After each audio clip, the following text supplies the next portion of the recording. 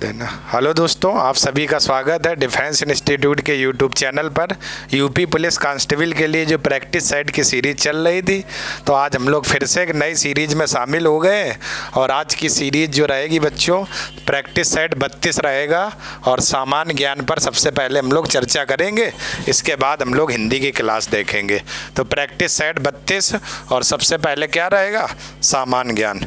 और इस सामान्य ज्ञान में पहला जो क्वेश्चन है, हाल ही में शिक्षा मंत्री धर्मेंद्र प्रधान ने उल्लास ऐप लॉन्च किया। उल्लास ऐप का पूर्ण रूप क्या है? ए, बी, सी और डी। ये हमें ऑप्शन दिए हुए। तो उल्लास ऐप जो है, ठीक है, ये शिक्षा मंत्री धर्मेंद्र प्रधान जी के द्वारा लॉन्च किया गया है। और इसका पूर्ण रूप क्या है बच्चों, ये सवाल में पूछा जा रहा। तो आप लोग बताएं। तो यू से देखो दिए सभी हैं, लेकिन हमें देखना पूर्ण रूप क्या है। तो अंडर स्टैंडिंग लाइफ लॉन्ग, ठीक है, learning for all in society. तो इसका जो पूर्ण रूप है वो क्या हो जाएगा, आंसर बी आपका करेक्ट आंसर हो जाएगा। बी आपका क्या हो जाएगा, करेक्ट आंसर हो जाएगा। ठीक है। इस ऐप की बात करें तो इसका उद्देश्य क्या है, ये बुनियादी जो शिक्षा होती है, बुनियादी शिक्षा को बढ़ावा देने के लिए इसको क्या किया गया, लॉन्च किया गया है।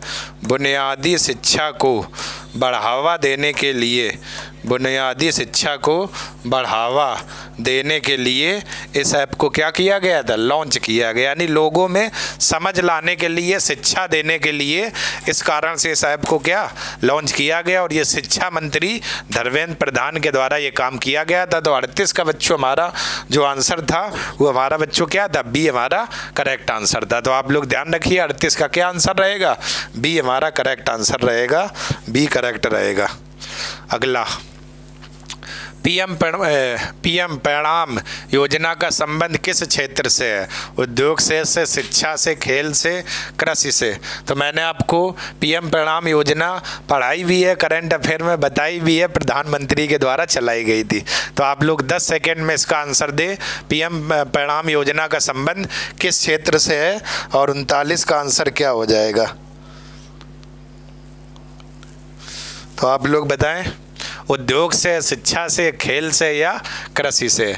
तो पीएम परिणाम योजना की बात करूं तो इसका संबंध हमारा किस क्षेत्र से है, कृषि क्षेत्र से है।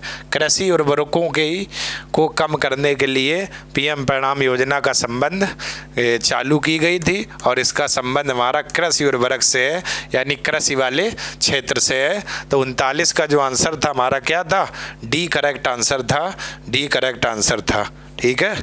अगला हम लोग बात करते हैं 40। हाल में ही पहला विश्व सतत परिवहन दिवस 2023 कब मनाया गया है? 23 नवंबर, 24 नवंबर, 25 नवंबर, 26 नवंबर। ये बच्चों क्वेश्चन आपके लिए मोस्ट इम्पॉर्टेंट रहेगा। पहला विश्व सतत परिवहन दिवस 23 में ये कब माना गया? देखो पहली बार हुआ है, तो ऐसे क्वेश्चन को आप लोग करंट में बिल्कुल याद करके रखा करें। और इम्पॉर्टेंट भी ये क्वेश्चन रहते हैं क्योंकि ये काम पहली बार किया गया है। ठीक है। तो आप लोग ध्यान रखा करो बच्चों, ऐसे क्वेश्चनों को बिल्कुल आप विशेष याद करके रखा करो जो काम पहली बार किया जाए। तो आप लोग विशेष ध्यान रखना, ये काम पहली बार किया गया, तो ये कब किया गया? 26 नवंबर, 26 नवंबर। 40 का जो आंसर था वो क्या हो जाएगा, डी हमारा हो जाएगा, डी, क्योंकि ये काम पहली बार बच्चों किया गया। ठीक है ना। तो आप लोग ध्यान रखना, अब काम वही रहेगा, परिवहन है तो परिवहन से संबंधित लोगों को जागरूकता लाना, लोगों को बताना, परिवहन के बारे में जानकारी देना, इसके लिए इसको क्या किया गया, लॉन्च किया गया। तो 40 का आंसर क्या, डी हो जाएगा। तो आप लोग विशेष बच्चों याद रखना, 40 का क्या, डी हो जाएगा। अगला, हाल में ही फिक्की का अध्यक्ष किसे नियुक्त किया गया? अपर्णा गुप्ता, गिरीश चंद्र मुर्मू, अनीश शाह, शकुंतला भाया। तो आप लोग बताएं भाई, फिक्की का अध्यक्ष हाल में भी किसे बनाया गया है, किसे बनाया गया? 41 का आंसर बोले आप लोग जल्दी से, फिक्की का अध्यक्ष किसे बनाया गया? तो आप लोग बताएं भाई 41 का आंसर क्या होगा। 10 सेकेंड का आपको समय दिया जा रहा है, उसी हिसाब से बताएं। तो फिक्की जो लोगों में ग्रामीण क्षेत्रों में ऋण प्रदान करने का काम करती है, ठीक है, वही फिक्की। तो इस फिक्की का जो अध्यक्ष वर्तमान में ये बनाया गया, हाल में ही अनीस शाह को बनाया गया है, अनीस शाह को। तो 41 का जो आंसर था आपका सी करेक्ट आंसर था, सी, ठीक है। अनीस शाह को फिक्की का क्या बनाया गया, वर्तमान में अध्यक्ष बनाया गया है, अनीस शाह को, अनीस शाह को। क्लियर है। अगला हम लोग बात करते हैं, ओमान में आयोजित महिला हॉकी 5S एशिया कप का खिताब किसने देश ने जीता? Thailand, Bharat, Japan, Nepal. ध्यान रखना भारत भी ऑप्शन में दिया हुआ, तो आप लोग बताएं 42 का आंसर क्या हो जाएगा, सोच समझ के बताएं आप लोग, ठीक है। ओमान में जो एशिया कप 5S हुआ है, इसका आयोजन किसने किया हुआ है, मतलब खिताब किस देश ने जीता हुआ है, सोच समझ के बच्चों आप लोग बताएं इसका आंसर, ठीक है। तो आपको पता होगा ओमान ये जो हुआ है ये किसने जीता, भारत ने जीता हुआ है, ठीक है। 5S ये आपका ओमान देश में हुआ था आयोजन, और इस खिताब को जो जीता वो किसने, भारत देश ने जीता हुआ। तो आप लोग ध्यान रखिएगा, इसका जो आंसर था क्या था हमारा, बी करेक्ट आंसर था। 42 का क्या, बी करेक्ट आंसर था, बी करेक्ट आंसर था। अगला, सूची वन को सूची सेकंड से सुमेलित कीजिए और तथा सूचियों के नीचे दिए गए कूट का प्रयोग करके सही उत्तर चुनिए, ठीक है। तो आपका क्या हो जाएगा, सूची 1 और सूची 2, ठीक।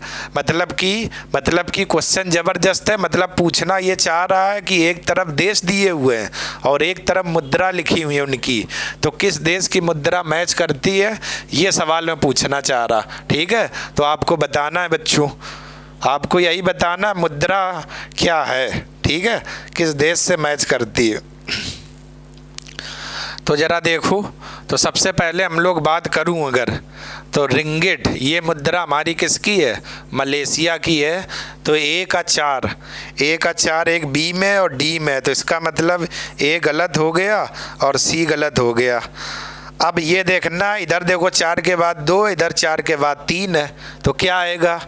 अब हम लोग देखते हैं बी की बात करूं, बैध, तो बैध मुद्रा थाईलैंड की है, तो बी का 3, तो इधर 2 है, तो इसका मतलब डी भी गलत। तो आंसर कौन सा सही हो जाएगा, बी हमारा करेक्ट आंसर हो जाएगा, बी करेक्ट आंसर हो जाएगा, ठीक है। सी का क्या रहेगा, सी का हमारा 1 रहेगा, और इसके बाद एक कौन बच गया, वान, ये आपकी कहाँ की है, दक्षिण कोरिया की। डी का क्या 2 हो जाएगा, तो इसका आंसर क्या था, 43-12, ठीक है। ये आपका रहेगा ABC, तो बी करेक्ट हमारा आंसर हो जाएगा।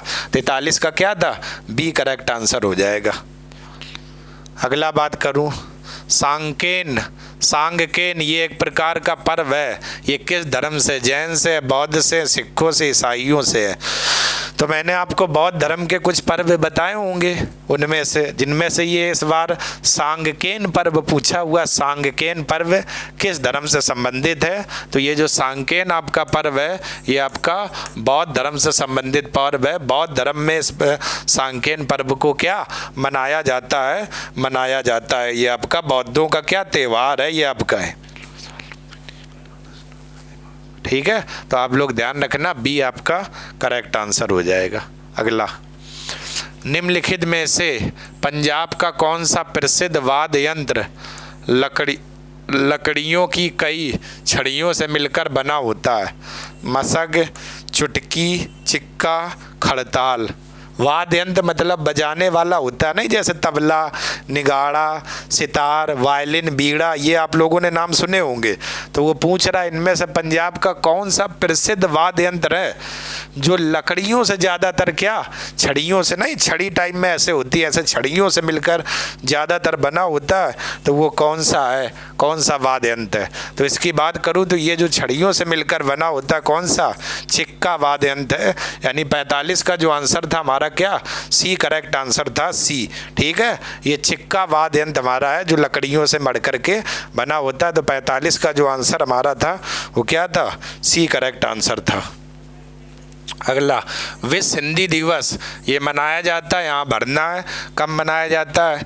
10 जनवरी को, 15 जनवरी को, 17 जनवरी को और 17 दिसंबर को। तो विश्व हिंदी दिवस की बच्चों अगर हम लोग बात करूं तो ये हमारा विश्व हिंदी दिवस कब मनाया जाता है? 10 जनवरी को। तो 46 का आपका आंसर क्या हो जाएगा?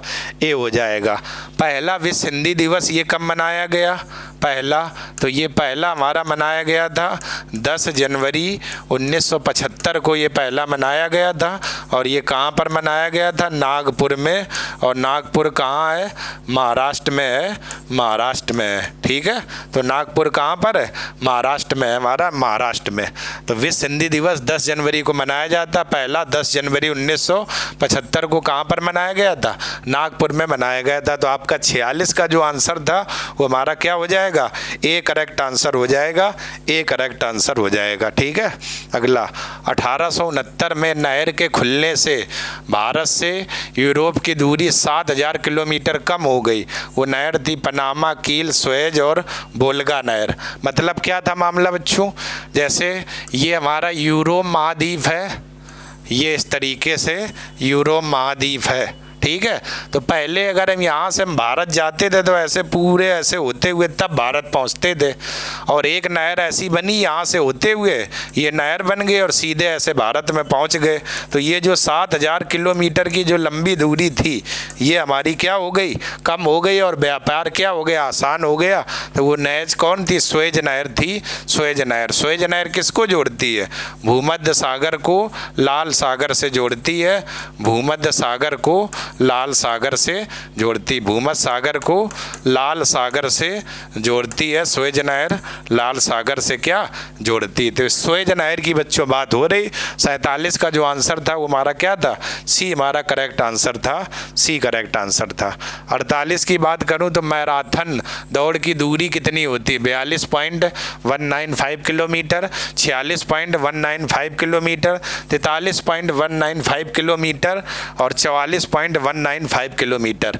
तो मैराथन दौड़ की बच्चों दूरी पूछ रहा तो कितनी होती है? तो मैराथन दौड़ नॉर्मल अगर आप कभी दौड़ने गए होगे तो लगभग 42 किलोमीटर के लगभग बताई जाती है। तो इसमें 42 का एक ही ऑप्शन दिया हुआ है, तो 42.195 किलोमीटर। ये बच्चों क्वेश्चन आपकी जानकारी के लिए डाल दिया गया था एग्जाम में कि आपको पता है कि नहीं पता, केवल आपका दिमाग चेक करने के लिए इस क्वेश्चन को डाला गया है और कोई बात बच्चों है नहीं इसमें। ठीक है, अगला, सीआरपीएफ का सबसे उपयुक्त पूर्ण रूप निम्नलिखित में से कौन सा है?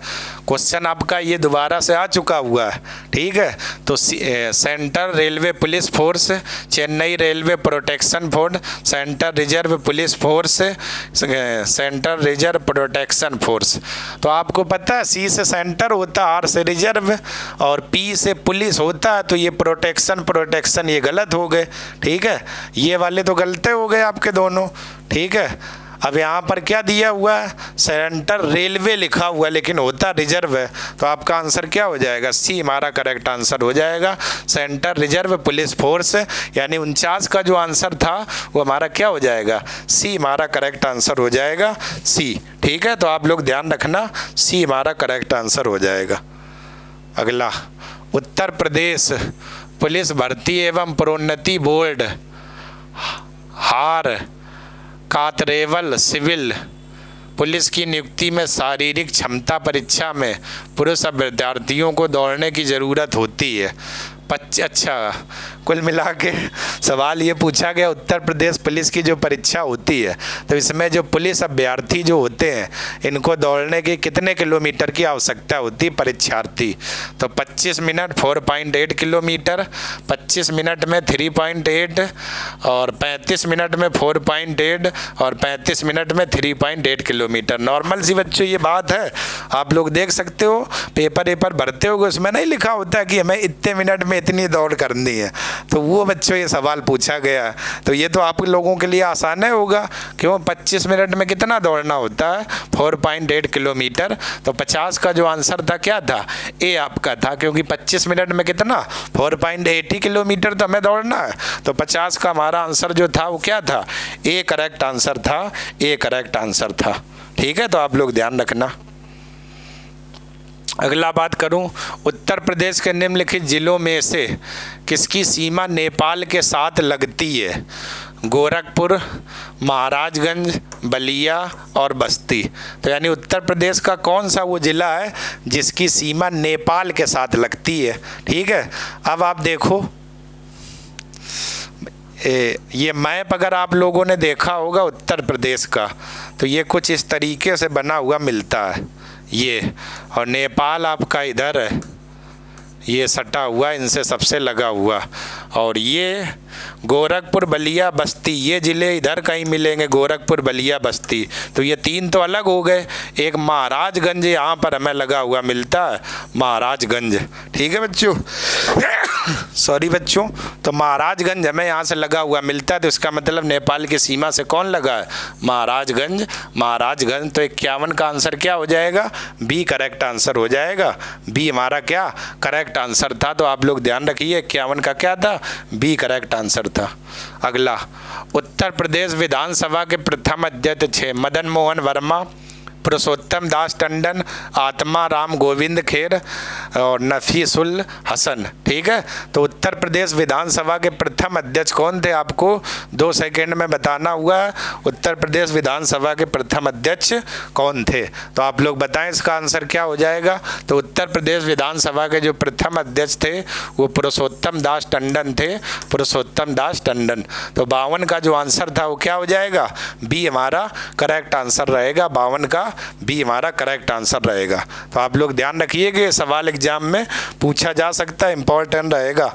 ठीक है, अगला बात करूं, उत्तर प्रदेश खादी ग्रामोद्योग बोर्ड की स्थापना कब हुई थी? 1950 में, 1960 में, 1965 में, 1970 में। ठीक है, खादी बोर्ड ग्रामोद्योग की स्थापना कब हुई थी? यानी गांव में खादी बोर्ड की स्थापना कब हुई थी? कपड़े जो बनाए जाते हैं ना, खादी कपड़े, तो खादी ग्रामोद्योग बोर्ड की स्थापना उत्तर प्रदेश में। तो ये बात करूं तो ये स्थापना उत्तर प्रदेश में कब हुई थी?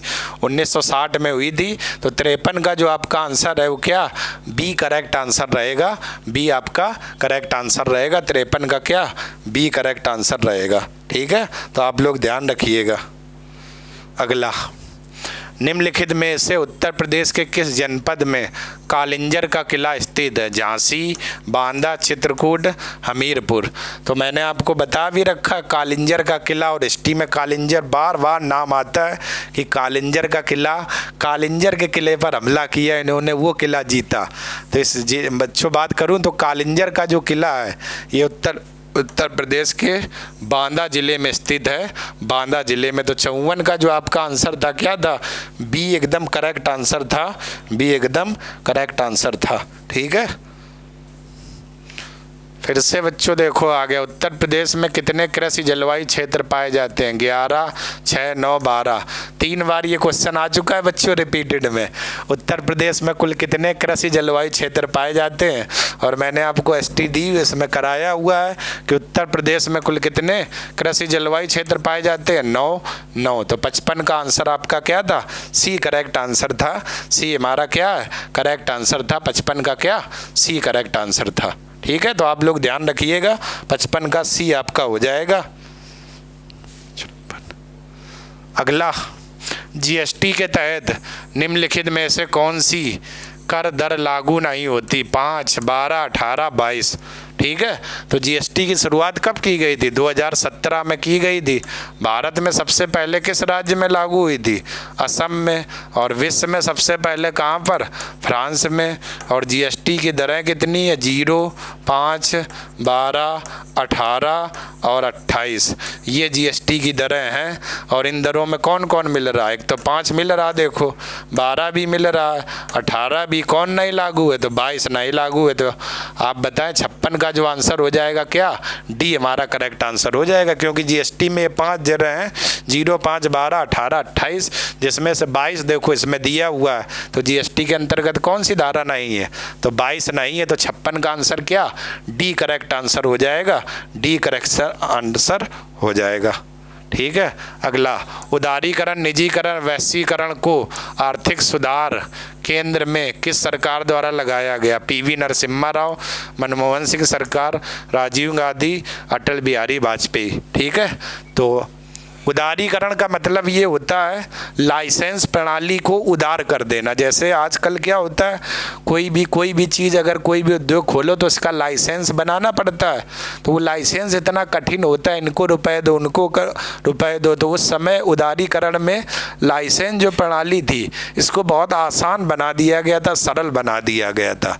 निजीकरण का मतलब ये था जितने भी सरकारी क्षेत्र के काम हैं, यानी सरकारी जो क्षेत्र है वो निजी हाथों में सौंप देना, यानी निजीकरण कर दिया गया था। ठीक है। प्राइवेट सेक्टर को सौंप देना, अब सारी ज़्यादातर सुविधाएं प्राइवेट सेक्टर ही देखेगा।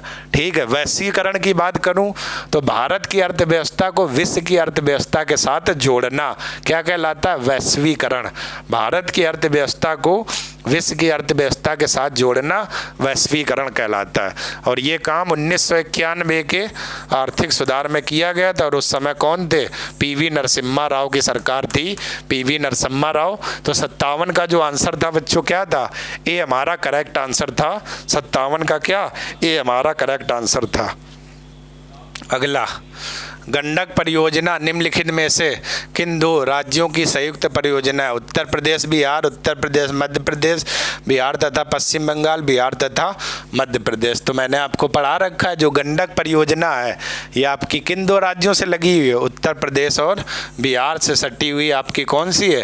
गंडक परियोजना है, गंडक परियोजना। तो 58 का जो आंसर हमारा था क्या था बच्चों?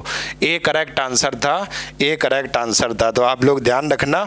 ठीक है। 58 का जो आंसर था क्या था? ए करेक्ट आंसर था। अगला, निम्नलिखित में से कौन सी विश्व की सर्वाधिक लंबी पर्वत श्रृंखला? हिमालय, एंडीज, रॉकी, इनमें से कोई नहीं। तो आप लोग बताएं विश्व की सबसे लंबी पर्वत श्रृंखला कौन सी है? मैंने आपको विश्व भूगोल में ये सब बातें पढ़ा के रखी हुई है और पढ़ाया भी है अच्छे से। निम्नलिखित में से कौन सी विश्व की सर्वाधिक या सबसे लंबी पर्वत श्रृंखला है? ठीक है। तो आप लोग बताएं भाई सबसे लंबी पर्वत श्रृंखला कौन सी है? तो ये कौन सी है? एंडीज पर्वत श्रृंखला है। और ये किस महाद्वीप में एंडीज पाई जाती है? दक्षिणी अमेरिका महाद्वीप में, दक्षिणी अमेरिका महाद्वीप में। एंडीज पर्वत की सबसे ऊंची चोटी कौन सी है?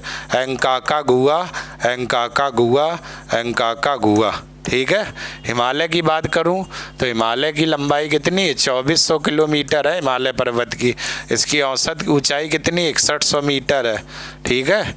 तो आप लोग ध्यान रखना, एंडीज पर्वत विश्व की सबसे लंबी पर्वत श्रृंखला है। किसमें? दक्षिण अमेरिका में। वही चेरू, अर्जेंटीना, पेरू, इन सभी बोलिविया की सीमा पर। ठीक है। तो 59 का जो आंसर था बी हमारा करेक्ट आंसर था। ठीक है। भारत का सुदूरतम दक्षिणी बिंदु निम्नलिखित में से कौन सा? कन्याकुमारी, रामेश्वरम, इंदिरा पॉइंट, इनमें से कोई नहीं। तो सुदूरतम मतलब ये पूछ रहा है भारत के 4 कोने हैं, उत्तर, दक्षिण, पूर्व, पश्चिम। तो भारत का दक्षिणी बिंदु कौन सा है? ठीक है। तो यहाँ पर हम लोग देख देते हैं। तो उत्तर में आपका उत्तरी बिंदु कौन है? इंदिरा कौल है। और इंदिरा कौल कहाँ है? लद्दाख में है। और दक्षिण में कौन है? इंदिरा पॉइंट है। इंदिरा पॉइंट या पार्सन पॉइंट या पिग्मेलियन पॉइंट। पूरब में कौन है? किबिथू है, किबिथू या वलांगू, ये कहाँ है? अरुणाचल प्रदेश में। पश्चिम में कौन है? सरक्रीक या गौर माता। ठीक है। सरक्रीक या गौर माता ये हमारा इधर है। तो वो दक्षिण में पूछ रहा तो कौन सा हो जाएगा? इंदिरा पॉइंट या पार्सन पॉइंट या पिग्मेलियन पॉइंट। सब इसी को बोला जाता है, इंदिरा पॉइंट या पार्सन पॉइंट या पिग्मेलियन पॉइंट। तो इसका 60 का आंसर क्या हो जाएगा? सी हमारा करेक्ट आंसर था। 60 का क्या? सी हमारा करेक्ट आंसर था। सी करेक्ट आंसर था। तो आप लोग ध्यान रखिएगा। ठीक है। अगला, उत्तर प्रदेश राज्य के निम्नलिखित में से किस हवाई अड्डे को भारत सरकार ने केंद्रीय मंत्रिमंडल ने 24 जून 2020 को अंतर्राष्ट्रीय हवाई अड्डे का क्या दर्जा दिया हुआ था? दर्जा। तो लखनऊ हवाई अड्डा था, कानपुर, प्रयागराज, कुशीनगर। तो आप लोग बताएं कौन सा वो अंतर्राष्ट्रीय हवाई अड्डा था जिसे केंद्रीय मंत्रिमंडल ने जून 2022 में अंतर्राष्ट्रीय हवाई अड्डे का क्या दर्जा दिया हुआ था? तो आप लोग बताएं इसका आंसर क्या हो जाएगा? 61 का। तो 61 का बच्चों बात करूं तो ये हमारा अंतर्राष्ट्रीय हवाई अड्डा कौन था? था? कुशीनगर अंतर्राष्ट्रीय हवाई अड्डा था। तो 61 का आंसर क्या? डी हो जाएगा, डी। लखनऊ में कौन सा है? आप लोग कमेंट करके बताएं। अमौसी है, अमौसी जगह का नाम है, लेकिन हवाई अड्डे का नाम क्या है? कमेंट करके आप लोग भेजें। लखनऊ में अंतर्राष्ट्रीय हवाई अड्डा कौन है? ठीक है। 62 की अगर बच्चों हम लोग बात करूं तो जरा देखिए, निम्नलिखित में से कौन शुंग वंश का एक प्रसिद्ध शासक था? कुल मिला के ये भी पूछ सकता था कि शुंग वंश की स्थापना किसने की थी। ठीक है, तो मैंने आपको शुंग वंश पढ़ाया हुआ है और स्थापना भी बताई हुई है। क्या पुष्यमित्र, शुंग, बिंदुसार, अशोक या इनमें से कोई नहीं? तो आप लोग बता, इनमें से शुंग वंश का प्रसिद्ध शासक कौन है या शुंग वंश की स्थापना किसने की थी? तो आपको पता है शुंग वंश की स्थापना किसने की थी? पुष्यमित्र शुंग ने, क्योंकि यही आपका शुंग वंश का क्या संस्थापक भी माना जाता है, प्रसिद्ध शासक भी है पुष्यमित्र शुंग। ठीक है, तो पुष्यमित्र शुंग ने शुंग वंश की क्या की थी? स्थापना की थी। तो आप लोग ध्यान रखना। अगला, राज्य के खर्च पर हज की व्यवस्था करने वाला दिल्ली सल्तनत का प्रथम सुल्तान कौन था? ये बच्चों क्वेश्चन कल भी आया हुआ था एसटी में, और कल भी मैंने ये बताया था इसका आंसर। अलाउद्दीन खिलजी था कि फिरोज शाह तुगलक था कि अकबर था कि औरंगजेब था? ठीक है, तो आप लोग बताएं। ठीक, तो राज्य के खर्च पर हज की यात्रा करने वाला दिल्ली का प्रथम शासक कौन था? फिरोज शाह तुगलक। उसमें भी बी ऑप्शन में भी यही नाम दिया हुआ था और इसमें भी वही नाम दिया हुआ, फिरोज शाह तुगलक। तो आप लोग ध्यान रखना कौन था? फिरोज शाह तुगलक। ठीक है, अकबर ने 2 व्यवस्थाएं चलाई थी, मनसबदारी व्यवस्था एक ही अकबर की थी, और साथ साथ दीन इलाही धर्म, ये भी किसने चलाया था? अकबर ने। दीन इलाही धर्म ये भी किसने चलाया था? अकबर ने। तो 63 का जो आंसर था क्या था? बी हमारा करेक्ट आंसर था, बी करेक्ट आंसर था। ठीक है, अगला हम लोग बात करूं, आदि ग्रंथ या गुरु ग्रंथ साहिब का संकलन निम्नलिखित में से किस सिख गुरु ने किया था? गुरु नानक देव, गुरु अर्जुन देव, गुरु गोविंद सिंह, इनमें से कोई नहीं। तो ये एक ग्रंथ का नाम है जिसका नाम है आदि ग्रंथ या गुरु साहिब ग्रंथ। इसका जो संकलन किया था वो पूछ रहा किस गुरु ने किया हुआ था। 64 में बच्चों ये बात पूछ रहा है, तो ये आपको पता कौन थे? वो गुरु कौन थे? तो गुरु अर्जुन देव थे। अर्जुन देव ने इस ग्रंथ की क्या की थी? संकलन की थी और रचना की हुई थी। आपके कौन थे? गुरु अर्जुन देव। तो आप लोग ध्यान रखना, गुरु अर्जुन देव को कल क्वेश्चन आया था, तो गुरु अर्जुन देव को फांसी की सजा किसने दी थी? तो आप लोग कमेंट करके मुझे बताएं। कल भी मैंने ये बात बताई हुई थी। गुरु अर्जुन देव के मुगल काल में कौन सा ऐसा शासक था जिसने क्या फांसी दी हुई थी? तो आप लोग बताएं जल्दी से। अगला, अभिनव भारत गुप्त संस्था का गठन निम्नलिखित में से किस क्रांतिकारी ने किया था? खुदीराम बोस, बीडी सावरकर, प्रफुल्ल चाकी और भगत सिंह। ठीक है, तो आप लोग बताएं। अभिनव भारत ये पत्रिका भी है और एक संस्था भी है। किसकी? बीडी सावरकर की है, विनायक दामोदर सावरकर यानी बीडी सावरकर। तो इसका जो आंसर था क्या? बी आपका था। ये कहाँ इसका गठन किया गया था? नासिक में। नासिक कहाँ है? नासिक आपका महाराष्ट्र में है। ठीक है, नासिक महाराष्ट्र में। खुदीराम बोस। ठीक है, भगत सिंह की बात करूं तो इनको 23 मार्च 1931 को क्या दी गई थी? फांसी दी गई थी। 23 मार्च 1931 को फांसी दी गई थी। खुदीराम बोस सबसे कम उम्र के ये आपके फांसी पाने वाले क्या व्यक्ति थे? लगभग वही 18 वर्ष में।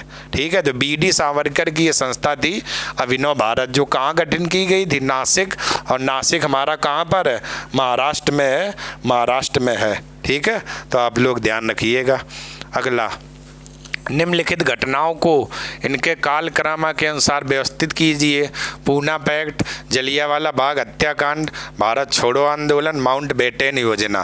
ठीक है, तो इनमें क्या अगर तारीख आपको ये अगर याद है तभी बच्चों आप लोग इनको कर पाएंगे, अन्यथा बहुत मुश्किल होगा। तो पूना पैक्ट ये हमारा कब हुआ था? ये हुआ था 24 सितंबर 1932 में। कब हुआ था? पूना समझौता हुआ था गांधी जी और भीमराव अम्बेडकर के मध्य पुणे की यरवदा जेल में। जलियांवाला बाग कब हुआ था? 13 अप्रैल 1919 में। 13 अप्रैल 1919 में हमारा क्या हुआ था? जलियांवाला बाग। भारत छोड़ो आंदोलन अगस्त 1942 में भारत छोड़ो आंदोलन हुआ था, अगस्त 1942 में। माउंटबेटन योजना ये कब आई थी? 1947 में। तो अब आप देख लो, सबसे पहले कौन आएगा? 2 आएगा, 2, और 2 के बाद कौन सा रहेगा? 1 रहेगा, और 1 के बाद 3 रहेगा, और 3 के बाद 4 रहेगा। तो आप लोग देखो इसका जो आंसर हो जाएगा क्या? सी आपका करेक्ट आंसर हो जाएगा। ठीक है, 66 का क्या हो जाएगा? सी करेक्ट आंसर हो जाएगा। तारीखें अगर आपको याद है तभी बच्चों ये आप क्वेश्चन कर पाएंगे। ठीक है, क्योंकि 1919 पहले आएगा, इसका मतलब 2 पहले आएगा, फिर 32 आएगा, 2 के बाद 1 आएगा, फिर 42 आएगा, 3, और सबसे आखिरी में माउंटबेटन योजना 47 आएगा। ठीक है, तो ये अगर तारीखें अगर आपको याद है 32, 19, 42 और 47, तभी आप इसका आंसर कर पाएंगे, क्योंकि क्रम लगवाया गया तो 1919 पहले आता अप्रैल में, तो इसका मतलब 2 यही मिल रहा, 2 ये वाला। ठीक है, ये रहेगा। तो जलियांवाला बाग ये हुआ कहाँ था? ये आपका हुआ था अमृतसर, अमृतसर में। और अमृतसर कहाँ पर है? पंजाब में है, पंजाब में। ठीक है, और इस दिन कौन सा पर्व मनाया जा रहा था? वैसाखी का पर्व मनाया जा रहा था। कौन सा? वैसाखी का पर्व हमारा मनाया जा रहा था। तो आप लोग ध्यान रखना, वैसाखी के पर्व के दिन ये घटना घटित हुई थी, घटना हुई थी। अगला, निम्नलिखित में से विकल्पों में कौन सा सही सुमेलित नहीं है? पंचायतन। अच्छा, भाग 9 में क्या पंचायत है? भाग 9A में क्या नगर पालिकाएँ हैं? भाग 9 में क्या सहकारी समितियां हैं? क्या अधिकरण भाग 10 में है? तो आपको मतलब कुल मिला के भाग ये दिए हुए हैं और ये सवाल पूछा गया। ठीक है, तो यहाँ पर गलत क्या? ये सब बातें सही लिखी हुई, लेकिन अधिकरण ये भाग 10 में गलत लिखा हुआ। अधिकरण ये आपका किस में है? ये 14 क्लॉज का में है आपका। ठीक है, 14 क्लॉज का में अधिकरण की बात कही गई है, 10 में अधिकरण नहीं है। बाकी ये सारी बातें बिल्कुल करेक्ट लिखी हुई। तो 67 का जो था आंसर क्या था? डी हमारा था, डी था। ठीक है, अगला, भारतीय संविधान में वर्णित राज्य के नीति निर्देशक सिद्धांतों के निम्नलिखित अनुच्छेदों में से कौन सा अंतर्राष्ट्रीय शांति एवं सुरक्षा से संबंधित है? ठीक है, तो भाग बता दूं, भाग 4 जो आपका है, कौन सा? भाग 4, ये किससे है? नीति निर्देशक तत्व से है। किससे? नीति निर्देशक तत्व से है भाग 4, नीति निर्देशक। और नीति निर्देशक तत्व कहाँ से है? 36 से लेकर के 51 तक ये हमारे फैले हुए हैं। कहाँ से? आर्टिकल 36 से 51 तक। अब इस सवाल में पूछा हुआ है अंतर्राष्ट्रीय शांति तथा सुरक्षा, यानी कि मतलब ये हुआ नीति निर्देशक तत्व राज्य को दिए गए निर्देश होते हैं, और राज्य को दिए गए निर्देश होते हैं। अगर इनका उल्लंघन होता है तो हम लोग ना ही सुप्रीम कोर्ट जाएंगे ना ही हाई कोर्ट। ठीक है, तो अंतर्राष्ट्रीय शांति सुरक्षा किस अनुच्छेद में? अनुच्छेद 51 का, अनुच्छेद 51 का। और एक आपके लिए ये मोस्ट इम्पोर्टेंट रहेगा 48 का, क्योंकि ये पर्यावरण तथा वन्य जीवों से संबंधित है। पर्यावरण तथा वन्य जीवों से क्या है? संबंधित है, वन्य जीवों से संबंधित है। तो 48 का क्या हो जाएगा? का। ठीक है, 68 का आपका उत्तर क्या हो जाएगा? डी आपका हो जाएगा, डी। ठीक है, ध्यान आप लोग रखिएगा बच्चों। इसके बाद बात करूं, निम्नलिखित में से कौन राज्य सरकार का कार्यकारी अध्यक्ष और संवैधानिक प्रमुख होता है? ठीक है, राज्यपाल, मुख्यमंत्री, मुख्य सचिव, इनमें से कोई नहीं। बच्चों ऐसा बिल्कुल क्वेश्चन है बच्चों, आपको पता है क्या? केंद्र सरकार का, जो केंद्र सरकार होती है, केंद्र सरकार का कार्यकारी अध्यक्ष या संवैधानिक प्रमुख कौन होता है? राष्ट्रपति होगा। ठीक है, केंद्र में जो काम राष्ट्रपति करेगा लगभग सेम वही काम राज्य में कौन करेंगे? राज्यपाल करेंगे। तो इसका आंसर क्या था? ए सही था, राज्यपाल। राज्यपाल, राज्यपाल किस आर्टिकल में? 153 में राज्यों का राज्यपाल होगा, ये वर्डिंग लिखी हुई। मतलब एक व्यक्ति 2 या 2 से अधिक राज्यों का क्या राज्यपाल हो सकता है। ठीक है, 2 शक्तियां हटा दो, तीनों सेनाएं वाली शक्ति हटा दो, और फांसी की सजा हटा दो। ये दो शक्तियां राज्यपाल के पास नहीं होती है। इन दो शक्तियों को हटा करके जो केंद्र में काम राष्ट्रपति करेंगे वही राज्य में काम कौन, राज्यपाल करेंगे, राज्यपाल करेंगे। क्लियर है बच्चों? तो 69 का जो आंसर था क्या, ए हमारा करेक्ट आंसर था, ए करेक्ट आंसर था। तो आप लोग ध्यान रखिएगा बच्चों, ठीक है। 70 की बात करूं तो भारतीय संविधान में वर्णित किस अनुसूची में अनुसूचित जनजाति क्षेत्रों के प्रशासन तथा उनके नियंत्रण से संबंधित है? तीसरी, पाँचवीं, सातवीं, नौवीं। तो आप लोग बताएं एससी और एसटी के प्रशासन तथा नियंत्रण से जो संबंधित अनुसूची है वो कौन सी है, कौन सी है? तो आप लोग बताएं ज़रा, ठीक है। तो इसकी बात करूं तो ये अनुसूची कौन सी है, पाँचवीं हमारी अनुसूची है, पाँचवीं। तो 70 का जो आंसर था हमारा क्या, बी करेक्ट आंसर था, बी करेक्ट आंसर था, ठीक है। नौवीं जो हमारी अनुसूची है किससे, जमींदारी प्रथा उन्मूलन से है। 10वीं दल बदल कानून से जमींदारी प्रथा उन्मूलन से क्या संबंधित है, जमींदारी प्रथा उन्मूलन। यानी जमींदारी जो प्रथा है इसको उन्मूलन माने समाप्त करना, समाप्त करना है, ठीक है। तो 70 का आंसर क्या था, बी हमारा करेक्ट आंसर था, बी हमारा करेक्ट आंसर था, ठीक है। 71 में बात करूं, निम्नलिखित में से किस अनुच्छेद में राज्यसभा के गठन का प्रावधान वर्णित है? 79, 80, 81 और 82, ठीक है। तो इसका जो आंसर क्या हो जाएगा, परी लो, परी लो। पा से क्या हो जाएगा, पार्लियामेंट मतलब संसद। रा से क्या हो जाएगा, राज्यसभा। और लो से क्या हो जाएगा, लोकसभा, लोकसभा। और क्रम से गिनती लिख दो, 79, 80 और 81, ठीक है। तो इसका मतलब राज्यसभा पूछा तो राज्यसभा किस आर्टिकल में, राज्यसभा 80 में हमारा है, 79 में क्या है, संसद है, 81 में क्या है, लोकसभा है, ठीक है।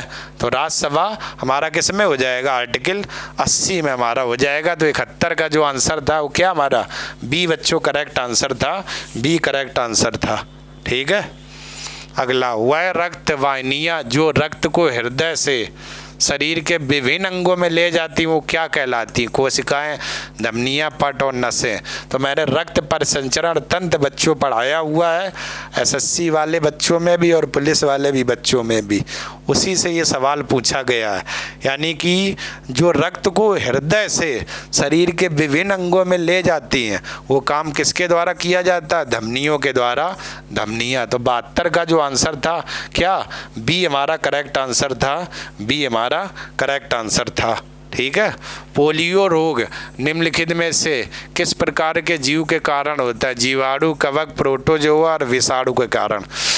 तो इस पोलियो की बात करूं तो ये हमारा किसके कारण होता है, विषाणु के कारण होता है। 73 का आंसर क्या, डी हमारा रहेगा, 73 का क्या, डी। पोलियो, चेचक, खसरा, ठीक है, और हर्पीज, ठीक है, एड्स, ये सब हमारे किसके कारण होते हैं, विषाणु के कारण होते हैं, ठीक है। तो आप लोग ध्यान रखना विषाणु के कारण कौन सा रोग होता है, पोलियो। 73 का जो आंसर था क्या करेक्ट आपका था, डी करेक्ट आंसर था, डी। अगला, वह न्यूनतम ताप जिस पर कोई पदार्थ जलने लगता है उस पदार्थ का क्या कहलाता है, गलनांक, विस्फोटक, दहन गर्मी या दहन ताप, ठीक है। तो आप लोग बताएं 74 का आंसर क्या हो जाएगा, मतलब वह न्यूनतम ताप जिस पर कोई पदार्थ जलने लगता है तो वो क्या कहलाता है, ठीक है। तो आप लोग बोले तो आपको पता होगा ये गलनांक, गलनानक, बिंदु बिंदु कुछ नहीं कहलाता, क्या दहन गर्मी या ज्वलन ताप आपका कहलाता है, ज्वलन ताप भी बोल सकते हो। 74 का आंसर जो था सी था, सी, ठीक है। वह न्यूनतम ताप जिस पर कोई पदार्थ जलने लगता है ज्वलन ताप या दहन गर्मी ताप कहलाता है, ठीक है। ये आपका बेसिक सा सवाल था बच्चों, आप लोग बस ध्यान रखना था आपको। अगला हम लोग बात करूं, ठीक है, बल के आयाम है इनमें से ये दिया हुआ है, तो आप लोग बताएं बल के आयाम कौन से हैं, तो इसका आंसर बताएं। तो इसका जो आंसर था mLT की घात -2, बल का विमीय सूत्र या आयाम क्या है, mLT की घात -2, mLT की घात -2, ठीक है। तो आप लोग ध्यान रखिएगा आंसर क्या हो जाएगा। अगला बच्चों चलो हम लोग बात करते हैं तो ये आपका कुछ जीएस वाला बच्चों पोर्शन था। अब आगे की जो क्लास आपकी होगी बच्चों, वो किसके लिए होगी? हिंदी के लिए आगे की क्लास होगी। और आगे जो हमारे सर जो आएंगे वो आपको हिंदी के लिए बच्चों कार्यक्रम करवाएंगे।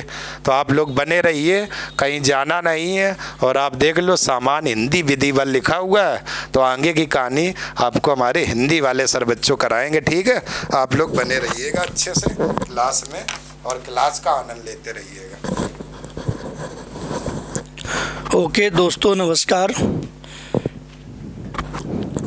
जैसा कि आप सभी लोग जानते हो कि अभी आप जीके की क्लास पढ़ रहे थे, बड़े अच्छे से जीके आप अपनी कंप्लीट कर रहे थे, है ना? यस। अब आपका जो सेशन स्टार्ट होने वाला है वो आपका जो है सामान्य हिंदी का सेशन स्टार्ट होने वाला है। काहे का? सामान्य हिंदी का सेशन स्टार्ट होने वाला है, तो सामान्य हिंदी को हम लोग कंप्लीट करेंगे। ठीक है, चलिए आइए देखते हैं। देखिए,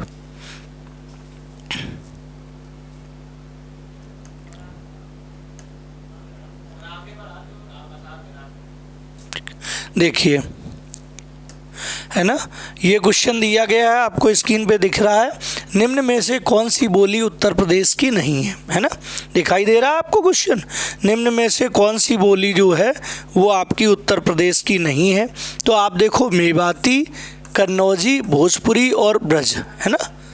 तो देखिए आप लोग, यहाँ जो मेवाती है, ये कन्नौजी और भोजपुरी और जो ये आपकी ब्रज है, ये आपकी तीनों बोलियाँ जो हैं वो आपकी उत्तर प्रदेश की बोलियाँ हैं, उत्तर प्रदेश की ही बोलियाँ हैं। आपकी कौन सी ऐसी है जो उत्तर प्रदेश की नहीं है? कौन सी ऐसी है जो उत्तर प्रदेश की नहीं है?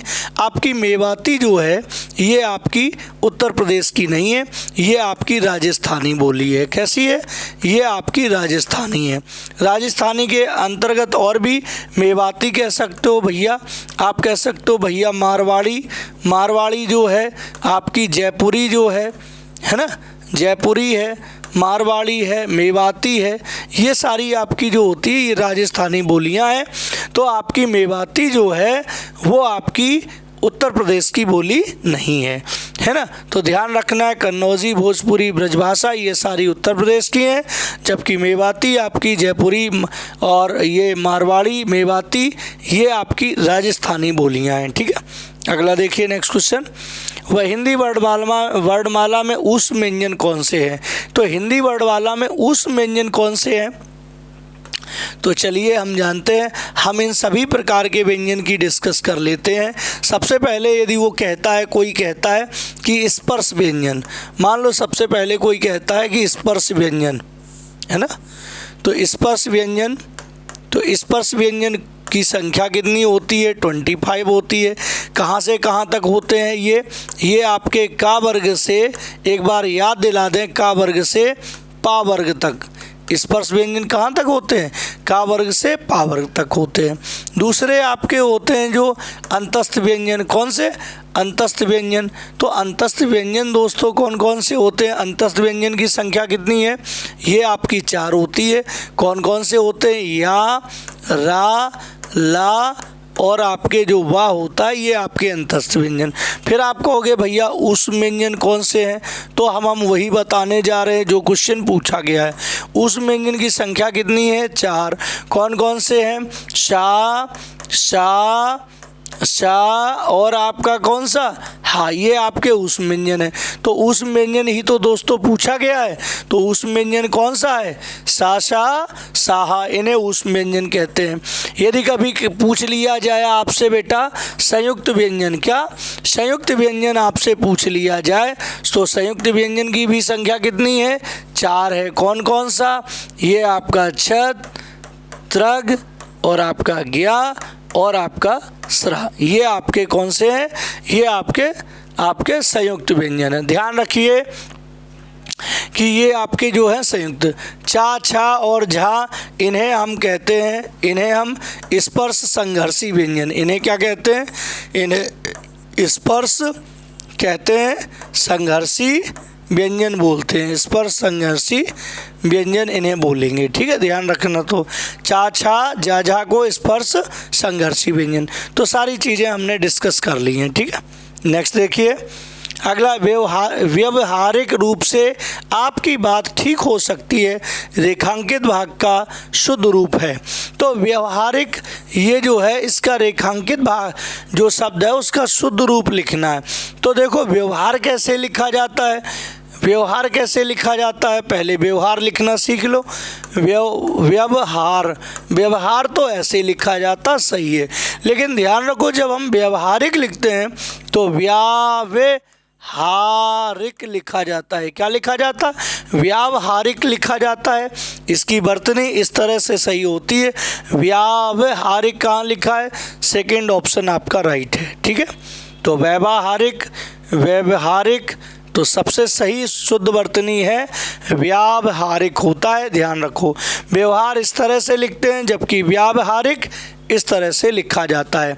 हमने आपको बताया था ये आपका जो है विशेषण है, ये आपका क्या है? विशेषण है। और विशेषण में जो प्रत्यय यहाँ लगा हुआ है वो आपका इक प्रत्यय काम कर रहा है। कौन सा प्रत्यय? इक प्रत्यय हो। जिसमें भी इक प्रत्यय लगा होता है आप जानते हो यदि यहाँ पे कोई आपका वर्ण आता है तो वो वर्ण हमेशा बड़ा भी होता है ना, है ना। जैसे आप लिखते हो सांस्कृतिक, आप लिखते हो सांस्कृतिक, देखो एक लगा है तो ये आपका संस्कृत से सांस्कृतिक बना।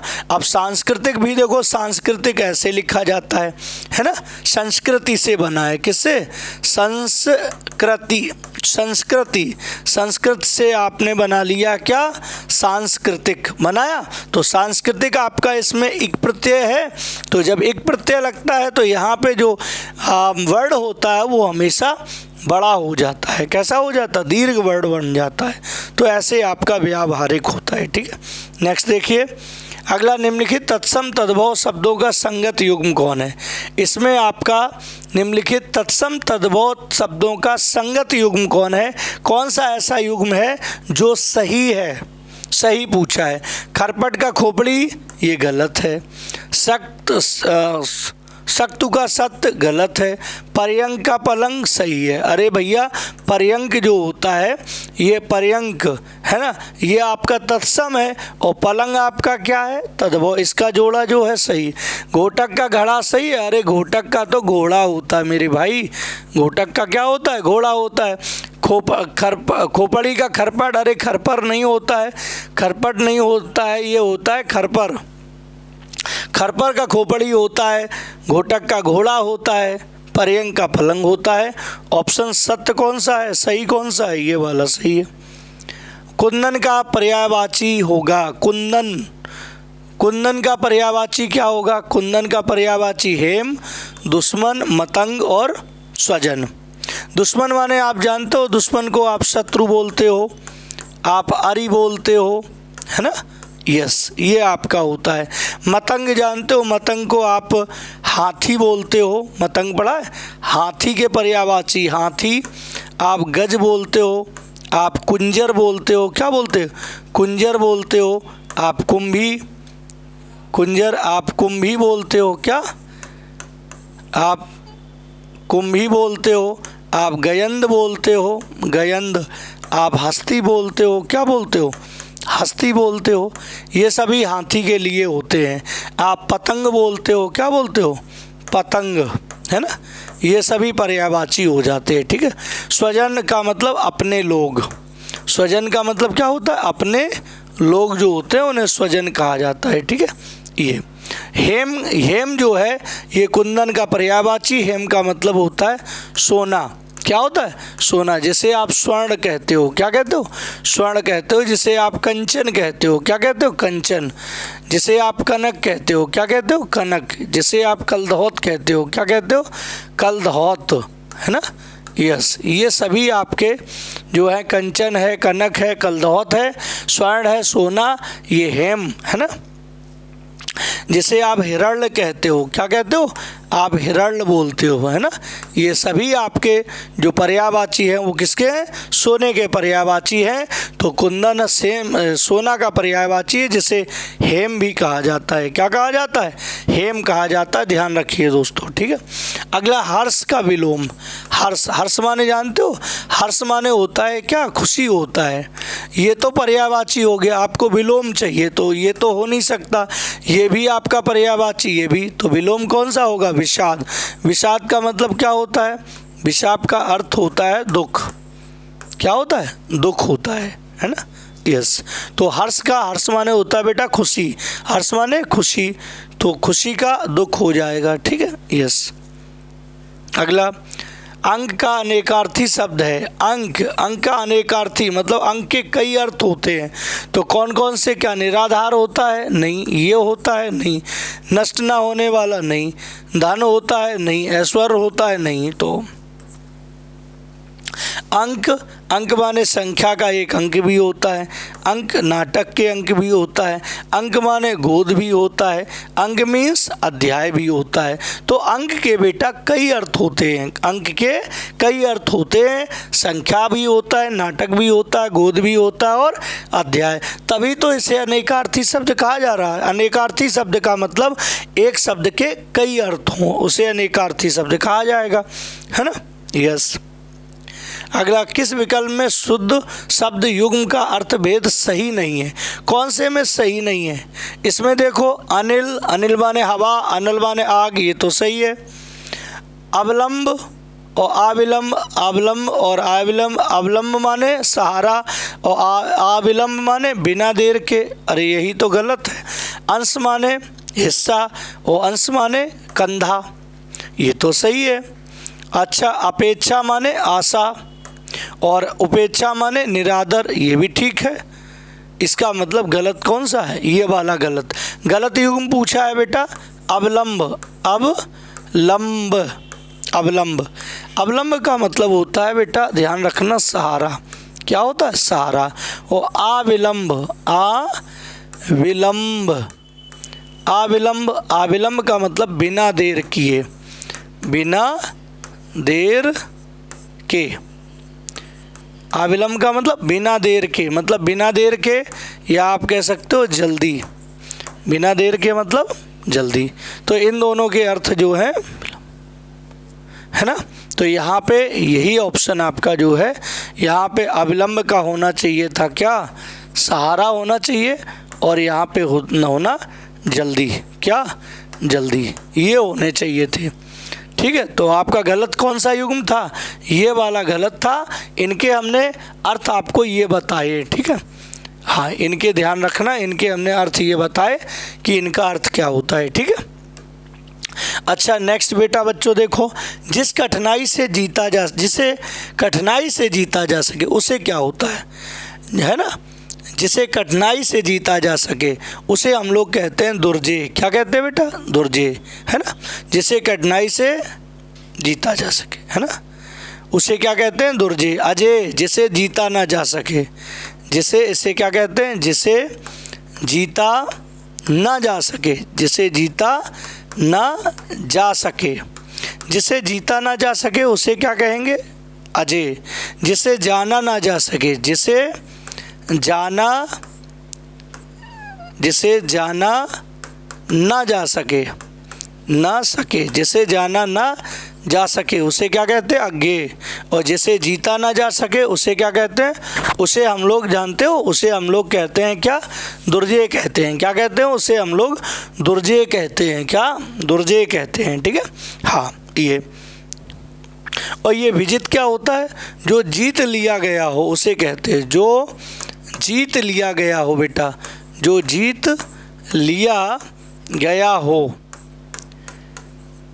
जो जीत लिया गया हो उसे हम लोग क्या कहते हैं, उसे हम लोग विजित बोलते हैं। क्या बोलते हैं, विजित।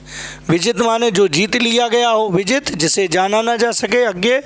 जिसे जीता ना जा सके उसे दुर्जय कहते हैं, ठीक है। तो ये सारे ऑप्शन जो है वो आपके आंसर बनेंगे, है ना। यस, है ना। यस, देखिए अगला,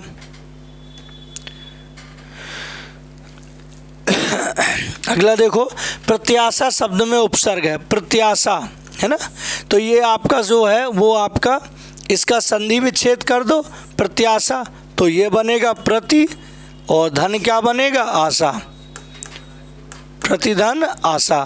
तो देखो शब्द का जैसे ही आपने संधि विच्छेद किया आपको पता चला कि प्रत्याशा में प्रतिधन आशा, तो प्रति उसका क्या बन गया, उपसर्ग बन गया है।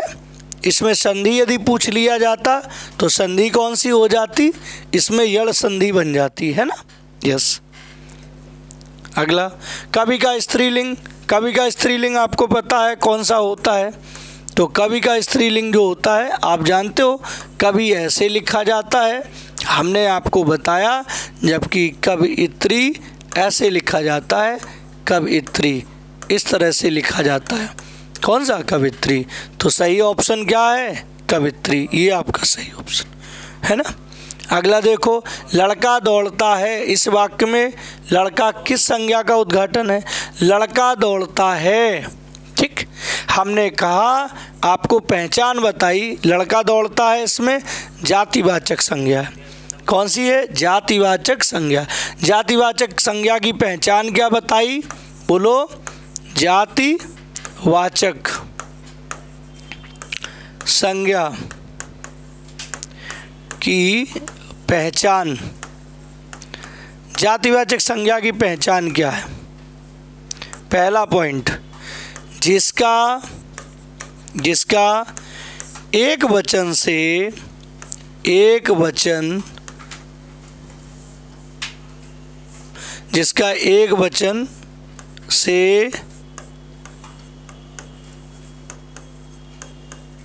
बहुवचन बना सके, जिसका एक वचन से बहुवचन बना सके। दूसरा,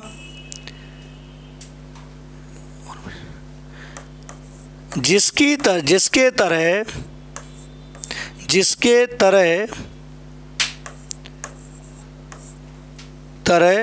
दुनिया में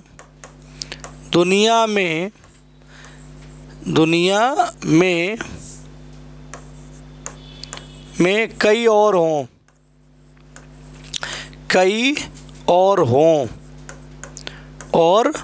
जिसकी तरह दुनिया में कई और हों, जिसके तरह दुनिया में कई और हों, जिसका एक वचन से बहुवचन बना सके, है ना, यस। और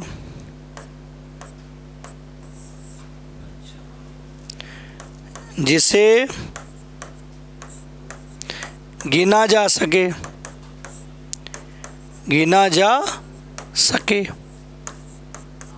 वो आपका जिसे गिना जा सके, वो सभी होंगे, है ना, जिसे आपका क्या गिना जा सके। तो अब इसमें देखो, लड़का दौड़ता है ना, लड़का दौड़ता है, तो ये आपका देखो, इसमें आपका जिसका एक वचन से बहुवचन बना सके, लड़का का आप बहुवचन बनाओगे, लड़का का आप बहुवचन बनाओगे, हाँ, लड़का का बहुवचन हम लड़के बना देंगे, क्या, लड़के बना देंगे कि नहीं, ये, हाँ। जिसके तरह दुनिया में कई और हों, लड़कों की तरह और भी दुनिया में तो कई लड़के हैं, लड़के की तरह बहुत सारे लड़के हैं, हाँ। जिसका हम बहुवचन बना सकें, जिसे गिना जा सके, लड़कों को गिना भी जा सकता है, तो लड़का आपका कौन सा है, जातिवाचक संज्ञा है। व्यक्तिवाचक, जो दुनिया में एक हो, है ना, व्यक्तिवाचक क्या होता है, जो दुनिया में अकेला हो, जो दुनिया में कैसा हो, अकेला हो, जिसके समान कोई दूसरा ना हो, जो दुनिया में अकेला हो, है ना, यस। भाववाचक संज्ञा आपको बताया था, भाव, ये जिससे समूह का बोध हो, जिससे समूह का बोध हो, वो होगा आपका कौन सा, वो आपका होगा समूहवाचक संज्ञा। भाववाचक, जो आकार रहित हो, जिसे हम एक वचन से बहुवचन ना बना पाए, है ना, ये तो आपका ये हो जाएगा।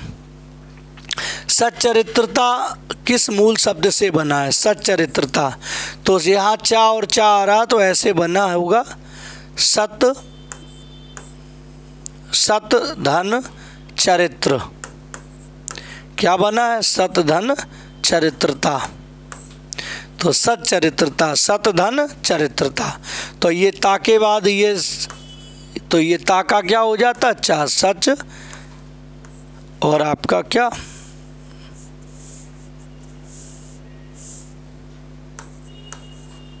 चरित्रता।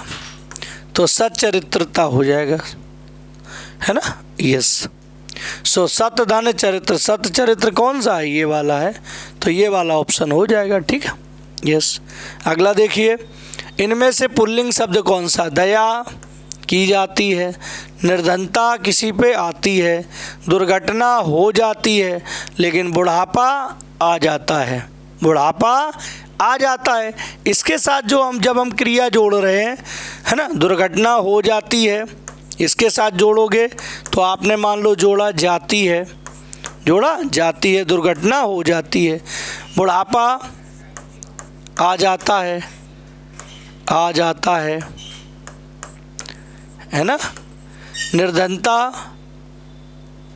निर्धनता है ना, निर्धन हो जाता है, निर्धनता है ना, निर्धनता आ जाती है, आ जाती है, निर्धनता आ जाती है, दया की जाती है, दया की जाती है। तो आप देख रहे हो कि यहाँ सब में ती है, लेकिन इसमें ता है। इसका मतलब जो है ये आपका क्या है? ये आपका पुल्लिंग शब्द है और सभी स्त्रीलिंग है। जिन शब्दों के साथ स्त्रीलिंग क्रिया जुड़ जाए वो स्त्रीलिंग, और जिन शब्दों के साथ पुल्लिंग क्रिया जुड़ेगी वो पुल्लिंग होता है। ठीक है, क्रिया जोड़ के देख लिया करो बेटा। ठीक है, अच्छा। आज मैं अपने मित्र के आने की कर रहा हूँ, तो आज मैं अपने मित्र के आने की अभिलाषा कर रहा हूँ, इच्छा कर रहा हूँ। ये तो अभिलाषा और इच्छा तो एक ही बात है।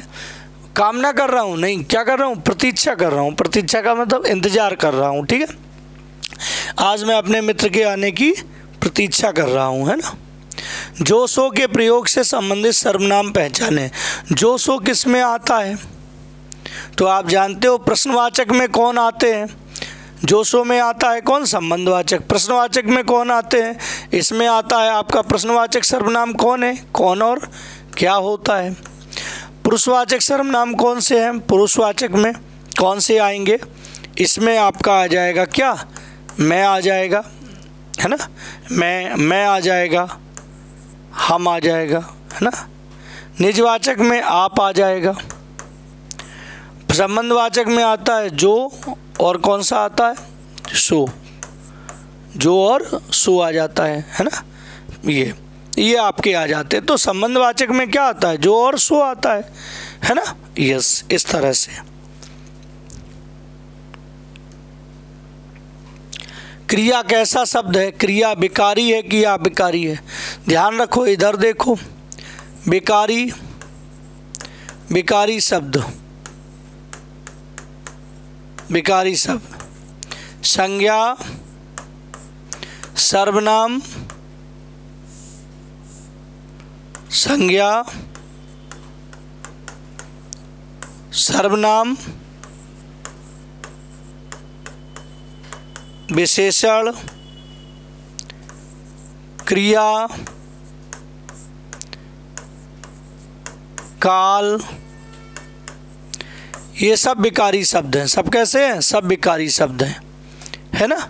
अविकारी, अविकारी कौन है? अविकारी शब्द।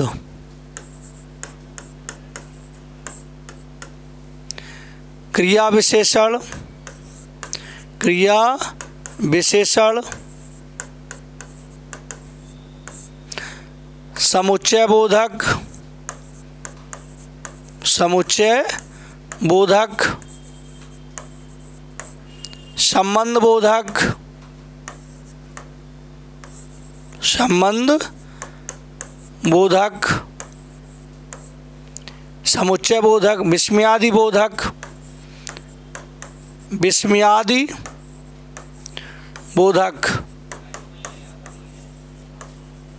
ये आपके कैसे हैं? अविकारी हैं, है ना। ये आपके कैसे हैं? विकारी। अविकारी शब्द और अव्यय भी कह सकते हो तुम। अव्यय अविकारी होता है। अव्यय कैसा होता है? अविकारी होता है। ये वो शब्द हैं, वो हैं जो लिंग वचन और कारक के अनुसार इनमें कभी कोई परिवर्तन नहीं होता है। जिनमें लिंग वचन कारक के अनुसार कोई परिवर्तन नहीं होता है, ध्यान रखो, वो अविकारी शब्द है। लिंग वचन कारक के अनुसार जिनमें परिवर्तन हो जाता है वो आपके विकारी होते हैं। संज्ञा सर्वनाम विशेषण क्रिया काल में लिंग वचन और कारक के अनुसार परिवर्तन हो जाता है, इसलिए ये विकारी शब्द है। इनमें लिंग वचन और कारक के अनुसार परिवर्तन नहीं होता, इसीलिए ये अविकारी है। तो क्रिया कैसा शब्द है? विकारी है। तो आपका ये आंसर सही है। ठीक है। अगला, रामायण सुंदर रचना है, इस वाक्य में सुंदर किस प्रकार का विशेषण है? रामायण कैसी रचना है? रामायण सुंदर रचना है। तो रचना तो है, लेकिन कैसी रचना है? सुंदर। सुंदर होना रचना की क्या है? विशेषता। तो ये क्या है? विशेषण है। रचना आपका क्या है? जैसे रामायण कहा गया है, रामायण, रामायण सुंदर रचना है, कहा गया रामायण सुंदर रचना है। कैसी रचना है? सुंदर रचना है। रचना जो है वो क्या है? संज्ञा। संज्ञा की जो विशेषता बताए उसे क्या कहते हो? विशेषण। तो ये आपका क्या है? विशेषण। और जो संज्ञा होता है उसी को हम क्या कहते हैं? विशेष। तो यही हमारा विशेष भी है। तो हमारा रचना विशेष भी है और सुंदर हमारा विशेषण है। तो सुंदर हमारा विशेषण है। कौन सा विशेषण है? अरे ये इसका गुण ही तो बता रहा है, गुण और दोष तो ही बता रहा है, इसका मतलब ये गुणवाचक विशेषण है। कौन सा? गुणवाचक विशेषण होते हैं, है ना। सार्वनामिक विशेषण वो होते हैं जिनमें संज्ञा से पूर्व सर्वनाम। सार्वनामिक विशेषण की पहचान संज्ञा से पूर्व क्या लगा हो? सर्वनाम हो। संज्ञा से पूर्व सर्वनाम हो तो सार्वनामिक होता है। संज्ञा से पूर्व सर्वनाम तो सार्वनामिक। परिमाणवाचक, जहाँ पे नाप तोल वाली बात की जाए, नाप और तोल की बात हो, नाप तोल की बात हो, वो आपके परिमाणवाचक। जहाँ आपकी गिनती की बात हो, काएगी गिनती की बात हो, संख्या की बात हो, वहाँ संख्यावाचक होगा। और जहाँ काहे की बात हो, गुण की बात हो, गुण और दोष की बात होती है, वहाँ आपका क्या होता है? गुणवाचक। तो वो सुंदर रचना है, ये उसका गुण ही तो है, तो गुणवाचक विशेषण हो गया। ठीक है बेटा। त्रिपुरारी का सही संधि विच्छेद कौन सा होगा? त्रिपुरारी का सही संधि विच्छेद, देखो त्रिपुरारी का सही संधि विच्छेद होता है त्रिपुर धन अरि, ये वाला होता है। त्रिपुर होता है और धन अरि होता है। ये इसको कैसे निकालते हैं? इसमें स्वर कौन सा है? आ। यहाँ स्वर कौन सा है? आ। तो बड़ा कौन सा बना? बड़ा आ। तो यहाँ पे आपका ये बना त्रिपु। यहाँ रा में से आ चला गया, आधा रा बचा, फिर आ जोड़ दिया तो पूरा रा हो गया ये, और यहाँ री, तो त्रिपु रारी क्या होता है? त्रिपुरारी। तो त्रिपुरारी बनता है। यहाँ पे आपकी जो संधि है वो दीर्घ संधि बनती है। कौन सी संधि? ये दीर्घ संधि का उदाहरण है। कौन सा? त्रिपुरार आपका दीर्घ संधि का उदाहरण है। त्रिपुर धन अरि। ठीक। अगला, निम्नलिखित में से किस वाक्य में कर्मधारय समास है? कर्मधारय समास। कर्मधारय समास की पहचान जानते हो? देखो, कर्मधारय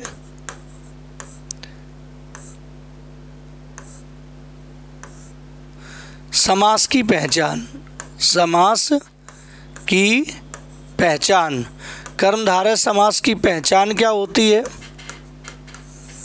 तो कर्मधारय समास की जो पहचान होती है क्या? जब इसका आप समास विग्रह करते हो, समास विग्रह करने पर के समान क्या आता है? के समान लगाओ कहीं, के समान है जो, है जो, या रूपी, या जिसकी, ऐसा, ये शब्द जब लगे होते हैं तो आपका वहाँ पे होता है कर्मधारय समास। लड़का भूख से अधमरा हो गया था। तुम्हें अपना भला बुरा स्वयं सोचना चाहिए। कैसा सोचना चाहिए? भला और बुरा। यहाँ पे ये है। तो विवाह संबंध में ऊंच नीच देखना पड़ता है, ऊंच और नीच। ये उठो दिया बत्ती का समय हो गया, दिया और बाती। यहाँ पे इस वाले में ये दिया गया है भला और यहाँ पे दिया गया है बुरा, है ना। तो यहाँ पे दोनों शब्दों के बीच में योजक चिन्ह लगा है। यहाँ आपका कौन सा समास है? द्वंद्व समास। कौन सा समास है? द्वंद्व समास। जिन शब्दों के बीच में योजक चिन्ह लगा होता है उनमें हमेशा ध्यान रखो, उनमें हमेशा होता है कौन सा? उनमें हमेशा होता है कौन सा? द्वंद्व समास। इसमें भी आपका द्वंद्व समास है। दिया बत्ती, दिया और बत्ती, इसमें भी आपका, और इसके दोनों पद प्रधान होता है द्वंद्व समास में, इसमें भी द्वंद्व समास है। एक ही ऐसा है, लड़का भूख से अधमरा हो गया है। अधमरा का मतलब आधा है जो मरा, आधा है जो मरा। अधमरा है, अधमरा का आधा है जो मरा। तो इसको अधमरा को जो आप समास विग्रह करोगे तो आधा है जो मरा, इसमें क्या आ रहा है जो आ रहा है। मतलब कौन सा समास है? कर्मधारय समास का उदाहरण ये है आपका पहला। ठीक है, अगला देखो। इस वर्ष मेरा बैल भी मर गया और चोरी भी हो गई, इसी को कहते हैं। अब उसके दो नुकसान हो गए, बैल भी मर गया और उसके घर में चोरी भी हो गई। इसका मतलब उसका डबल नुकसान हो गया, है ना। कैसा हुआ, है ना। तो उसका जो है वो आपका डबल नुकसान हो गया, है ना। तो इसका मतलब दाल में कुछ काला होना, कंगाली में आटा गीला हो गया। भाई उसका क्या हो गया? कंगाली में आटा गीला हो गया, कंगाली में आटा गीला हो गया भाई साहब उसका, तो है ना। ये इस तरह से होता है। तो क्योंकि डबल नुकसान, इस वर्ष मेरा बैल भी मर गया और चोरी भी हो गई, इसका मतलब है कि कंगाली में आटा गीला, दो नुकसान हो गए, है ना। काला अक्षर भैंस बराबर, इसका मतलब अनपढ़ होना। कैसा होना? बिना पढ़ा लिखा होना या अनपढ़ होना, चाहे कुछ लिख दो। बिना पढ़ा लिखा होना, बिना पढ़ा लिखा होना, पढ़ा लिखा होना, इसे कहते हो बिना पढ़ा लिखा होना। काला अक्षर भैंस बराबर का मतलब बिना पढ़ा लिखा होना। एक पंथ दो काज, एक कार्य में दूसरा भी काम हो जाना। एक कार्य में, एक कार्य के साथ दूसरे भी कार्य का हो जाना। एक कार्य के साथ दूसरे भी कार्य का हो जाना, कार्य का हो जाना, उसे कहते हैं बेटा एक पंथ दो काज।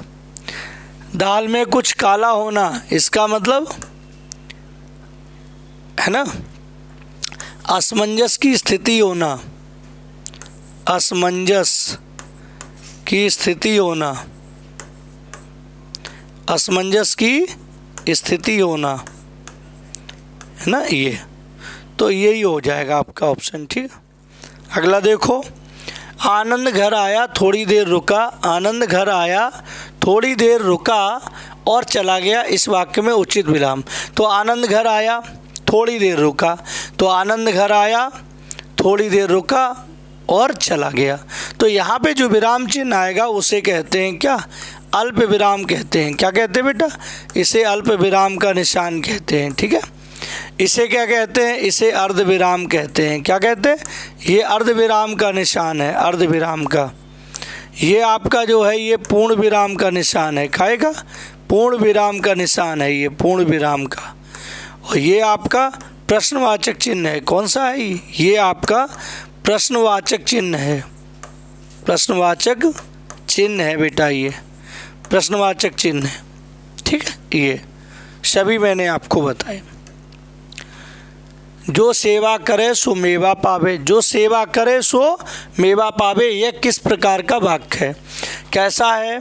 जो व्यक्ति सेवा करेगा, आप करोगे, आपको मिलेगा। इसका मतलब निषेधात्मक है? अरे ना। विधानवाचक है? ना, कोई भी जानकारी थोड़ी। प्रश्नवाचक है? प्रश्नवाचक का निशान नहीं। संकेतवाचक है।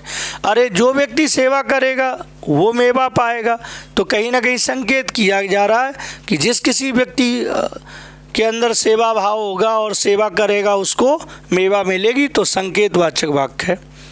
अगला, मैं सत्य कहता हूँ सखे सुकुमार मत जानो मुझे, कि मैं सत्य कहता हूँ हूँ सखे सुकुमार मत जानो मुझे, यमराज से भी युद्ध में जहाँ भी बात युद्ध की आ जाए, जहाँ भी बात वीरता की आ जाए, जहाँ भी बात युद्ध की आ जाए, बात युद्ध मैदान की हो, रण क्षेत्र की हो, जहाँ भी इस तरह की बातें होती हैं वहाँ ध्यान रखो हमेशा वीर रस होती है। जहाँ भी लड़ाई की चर्चा हो वहाँ वीर रस होता है। वीर रस का स्थायी भाव उत्साह होता है। क्या होता है? उत्साह। श्रृंगार रस का स्थायी भाव रति होता है। शांत रस का स्थायी भाव निर्वेद होता है। क्या होता है? निर्वेद। और वात्सल रस का वात्सल्य या प्रेम, वात्सल्य रति। क्या होता है? वात्सल्य रति होता है। तो ये ध्यान रखो, ये आपका जो है ये वीर रस का उदाहरण है। केवल मात्रिक छंद किस विकल्प में है? छाटिए मात्रिक छंद। यहाँ तो ये आपके सवाई और चौपाई या मंदा कांतरा वगैरह आ गए। ये चौपाई दोहा रोला, ये सब मात्रिक छंद होते हैं। चौपाई है, दोहा है, रोला है ना, बरवे है, क्या है? बरवे है, ये सभी आपके जो है बरवे है ना, उल्लाला है, उल्लाला, ये सभी आपके कैसे हैं? ये आपके है ना, यस, सब मात्रिक छंद हैं। ठीक है। सोरठा भी लिख सकते हो तुम। कौन सा? सोरठा भी लिख सकते हो मात्रिक छंद में, सोरठा है ना, ये सभी। अगला देखो, ज्यों ज्यों बूढ़े श्याम रंग, ज्यों ज्यों वह श्याम रंग में डूबता है त्यों त्यों उज्ज्वल हो। आप देख रहे हो यहाँ पे ज्यों ज्यों वह श्याम माने होता है, देखो काला, श्याम माने क्या होता है? काला। ज्यों ज्यों बूढ़े, बूढ़े का मतलब होता है डूबना। ज्यों ज्यों व्यक्ति जो है, कोई व्यक्ति है, ज्यों ज्यों वह काले रंग में डूब रहा है त्यों त्यों उज्ज्वल हो। उज्ज्वल माने सफ़ेद, उज्ज्वल माने सफ़ेद। अब देख रहे हो एक जगह काला आ रहा है, एक जगह सफ़ेद आ रहा है। विरोधी शब्द आ रहा है कि नहीं? काला और सफ़ेद। जबकि वहाँ कहा जा रहा है ज्यों ज्यों बूढ़े श्याम रंग, कोई व्यक्ति जो है ज्यों ज्यों काले रंग में डूबता है त्यों त्यों वह और उज्ज्वल हो रहा है। जबकि काले रंग में डूब रहा है तो काला होना चाहिए, लेकिन काले होने की जगह पे वो सफ़ेद हो रहा है। इसका मतलब विरोधी है, विरोधाभास है। डूब रहा है काले रंग में, हो रहा है सफ़ेद, जबकि काला होना चाहिए। तो इसका मतलब दोनों विरोधी कथन हैं। तो यहाँ पे कौन सा अलंकार है? विरोधाभास अलंकार है। कौन सा? विरोधाभास अलंकार है। ठीक है। अगला, माटी की मूर्तें किसकी रचना है? माटी की मूर्त किसकी रचना है? रामवृक्ष बेनीपुरी। किसकी रचना है? रामवृक्ष बेनीपुरी की है माटी की मूर्तें। किसकी रचना है? माटी की मूर्तें आपकी जो है वो रामवृक्ष बेनीपुरी की रचना है ना। हाँ, जैसे आपने गेहूँ बनाम गुलाब है ना, और पतियों के देश में, ये सारे जो है गेहूँ बनाम गुलाब, ये भी इन्हीं की है। गेहूँ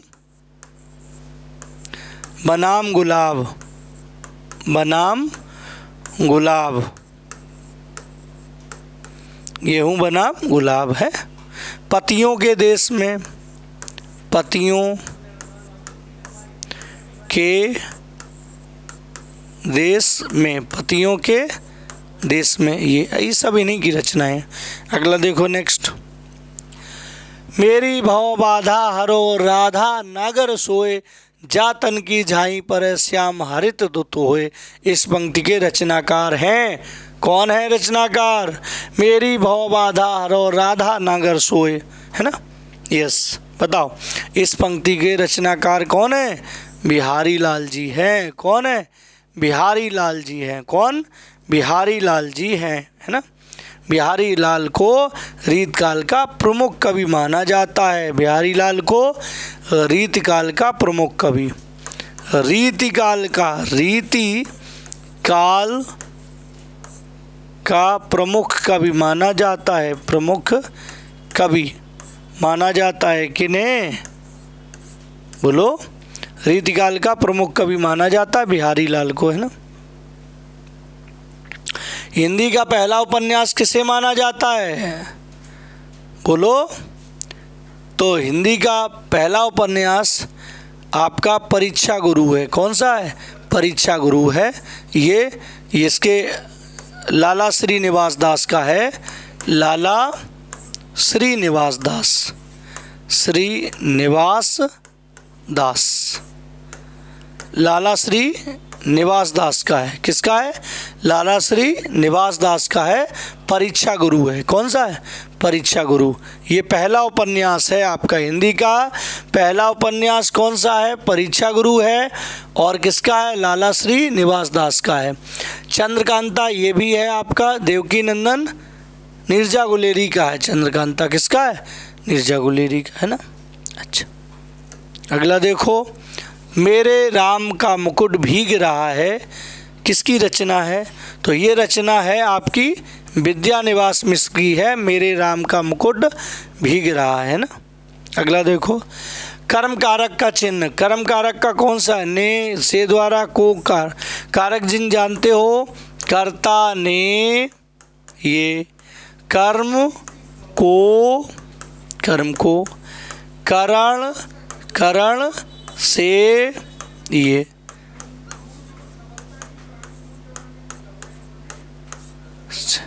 है। कर्ता ने कर्म को करण से, संप्रदान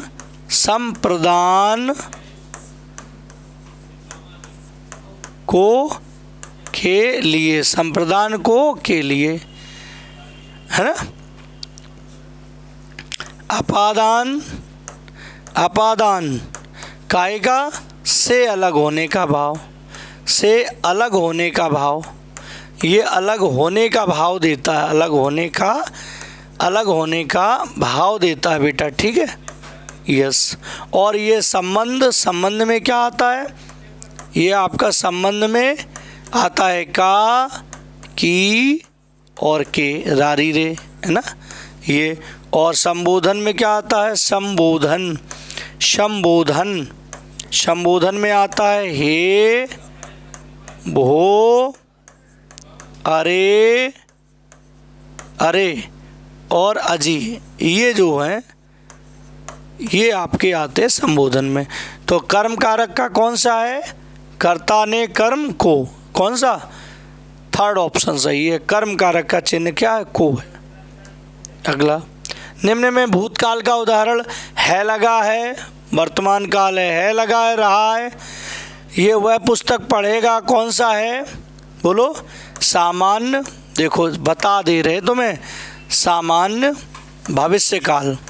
कौन सा? सामान्य भविष्यकाल है ये आपका, ठीक। ये आपका वह आ रहा है, ये आपका है कौन सा?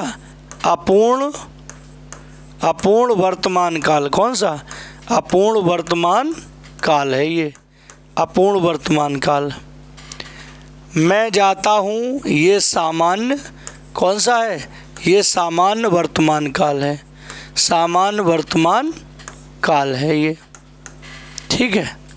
और राम घर गया था, ये पूर्ण भूतकाल है। कौन सा है? ये पूर्ण भूतकाल है। तो पूर्ण भूतकाल, अब भूतकाल पूछा था तो यही आपका भूतकाल हो जाएगा, ठीक है। क्या हो जाएगा? ये आपका पूर्ण भूतकाल का उदाहरण हो जाएगा। तो सामान्य वर्तमान काल, पूर्ण भूतकाल, अपूर्ण वर्तमान काल और सामान्य भविष्य काल, ठीक है। अगला देखो। अब ये आपका आ गया गद्यांश, इसको भी थोड़ा पढ़ेंगे जानेंगे। स्वतंत्रता संग्राम मनुष्य में उत्तम और स्पृहणीय विशेषताएं पैदा करता है। तो स्वतंत्रता जो संग्राम है मनुष्य में उत्तम और स्पृहणीय मतलब ग्रहण करने योग्य विशेषताएं पैदा करता है ना। और भारतीय स्वतंत्रता संग्राम भी इसका अपवाद नहीं है।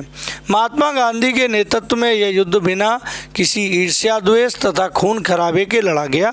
गांधी जी इसे सत्याग्रह कहते थे, है ना। यस, इसके पीछे उनकी शिक्षा, धार्मिक आस्था तथा अन्य उपलब्धियों का उतना हाथ नहीं था जितना उनका सदाचरण और व्यवहार का था।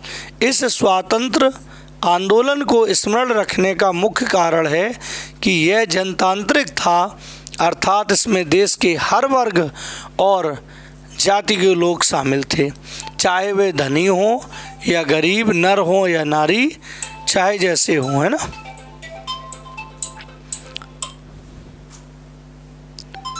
ठीक, अच्छा।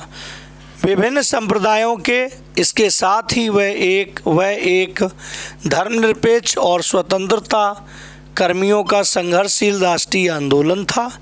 स्वतंत्र भारत के नागरिक के रूप में हम आज जनतांत्रिकता और धर्मनिरपेक्षता का लाभ उठा रहे हैं, है ना। यस, हेलो, हाँ जी, हाँ पढ़ा रहे हो, अभी बात कर रहे हैं, ठीक है। ठीक, अभी हाल 10 मिनट में, ठीक। देखो, अच्छा, हम सोच नहीं सकते कि इतने बड़े देश में अपना शासन करने के, इसके साथ ही वह एक धर्मनिरपेक्ष और स्वतंत्रता कर्मियों का संघर्षशील राष्ट्रीय आंदोलन था। स्वतंत्र भारत के नागरिक के रूप में हम आज जनतांत्रिकता और धर्मनिरपेक्षता का लाभ उठा रहे हैं। हम सोच नहीं सकते कि इतने बड़े देश में अपना शासन करने के लिए हम अपना प्रतिनिधि नहीं चुन सकते थे, या कोई गंदा कानून लागू कर दिया जाता तो हम उसके विरुद्ध आवाज़ नहीं उठा सकते थे, और हम अपनी राय स्वतंत्रता पूर्वक व्यक्त नहीं कर सकते थे। चलिए देखते हैं।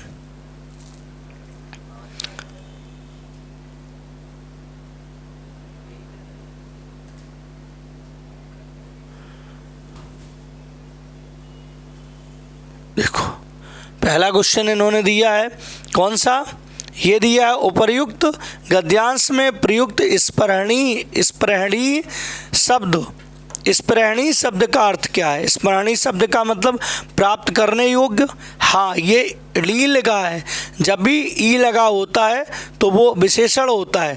त्याग करने योग्य है, या त्याग की हुई है, या आपका प्राप्त की हुई, तो इस प्राप्त करने योग्य विशेषण है, तो स्पृहणीय का मतलब होता है प्राप्त कर योग्य, तो ये आपका हो जाएगा। अगला जो है नेक्स्ट, अगला, उपर्युक्त गद्यांश में लेखक ने मुख्य रूप से बताया है कि आज़ादी में क्रांतिकारियों की विशेष भूमिका थी। आज़ादी के संघर्ष में कृषकों का योगदान था। गुलाम देश की स्थिति कैसी थी, या महात्मा गांधी के नेतृत्व में राष्ट्रीय आंदोलन कैसा था, तो बताइए। फिर इसमें तो यहाँ आज़ादी में क्रांतिकारियों की विशेष भूमिका थी, ये बताया नहीं गया है। महात्मा गांधी के नेतृत्व में राष्ट्रीय आंदोलन कैसा था, उसके बारे में बताया गया है। महात्मा गांधी के नेतृत्व में राष्ट्रीय आंदोलन की बातें इसमें कही गई हैं, ठीक है। अच्छा, नेक्स्ट है, देखो, ये उपर्युक्त गद्यांश के लेखक का उद्देश्य क्या था। धार्मिक आस्थाओं और सद्व्यवहार को बढ़ावा देना, भारतीय स्वतंत्रता संग्राम की विशेषता बताना, अंग्रेजी राज के दोष निकालना, या जनतांत्रिकता से हानि बताना। तो भारतीय स्वतंत्रता संग्राम की विशेषता बताना जो है इसका उद्देश्य रहा है। ठीक है, यस, कि भारतीय स्वतंत्रता संग्राम की विशेषताएं क्या थीं, है ना। यस, अगला देखो, धर्मनिरपेक्षता। अगला है क्वेश्चन आपका, धर्मनिरपेक्षता से अभिप्राय है। धर्मनिरपेक्षता का क्या अभिप्राय है? सभी, ये है सभी धर्मों का आदर है, या धर्म में हस्तक्षेप न करना, या धर्म की आवाज़, या किसी भी धर्म को न मानना। तो धर्मनिरपेक्षता का अर्थ होता है कि सभी धर्मों को आदर करना, सभी धर्मों का आदर करना, ये धर्मनिरपेक्षता का मतलब होता है। ठीक है, अगला क्वेश्चन है आपकी स्क्रीन पे आपको दिखाई दे रहा है, देखो, है ना। कैसे माना जाए कि हमारा स्वतंत्रता संग्राम जनतांत्रिक था? कैसे माना जाए? तो यह महात्मा गांधी के सद्व्यवहार और सदाचरण का प्रतीक था।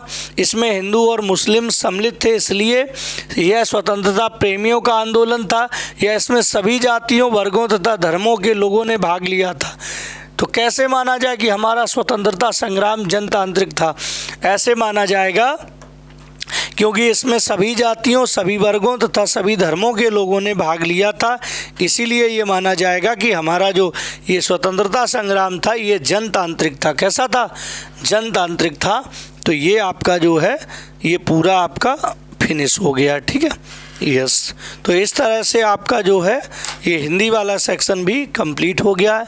अभी आपको 2 ही सेक्शन मिल पा रहे हैं, एक तो आपका हिंदी का मिल पा रहा है, एक आपका जीएस का मिल पा रहा है, और अभी आपको 2 सेक्शन जो है नहीं मिल पा रहे हैं। उसके लिए हमें बड़ा खेद है, नहीं मिल पा रहे हैं किसी कारणवश, है ना।